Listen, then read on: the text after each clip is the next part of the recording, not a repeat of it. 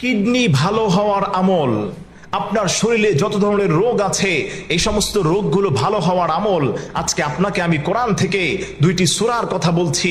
এই দুইটি সূরা যদি আপনি পড়ে সকালে এবং সন্ধ্যায় আপনি যদি ঠিক মতো পানির মধ্যে ফু দিয়ে খেতে পারেন, আল্লাহর কসম খেয়ে বলি আল্লাহর কোরআন সত্য। ওয়ানুনাজ্জিলু মিনাল কুরআনি মা হুয়া শিফাউ ওয়া রাহমাতুল লিল মুমিনিন। কারণ আল্লাহ তাআলা বলে দিয়েছেন এই কোরআনটাকে আমি মুমিনদের জন্য শিফা এবং রহমত হিসেবে নাজিল করেছি। প্রতিদিন চেষ্টা করবেন সূরা ফাতিহা একবার পড়বেন, সূরা ইখলাস আপনি 3 বার পাঠ করবেন, অর্থাৎ সূরা ফাতিহা একবার এবং সূরা ইখলাস 3 বার পাঠ করে। তবে এর পূর্বে যে কোনো দুরূদ শরীফ, আপনি দুরুদে ইব্রাহিম হোক অথবা যেই দুরূদ শরীফ আপনার কাছে সহজ হয় সেই দুরূদটা আপনি পড়ে পানির মধ্যে আপনি দহন করবেন। এভাবে যদি আপনি ইনশাআল্লাহ তাআলা 1 সপ্তাহ খেতে পারেন, আল্লাহর কসম খেয়ে বলি আপনার যেই লিভারের সমস্যা, আপনার কিডনিতে সমস্যা, আল্লাহ তাআলা সমস্ত সমস্যা থেকে আপনাকে হেফাজত করবে।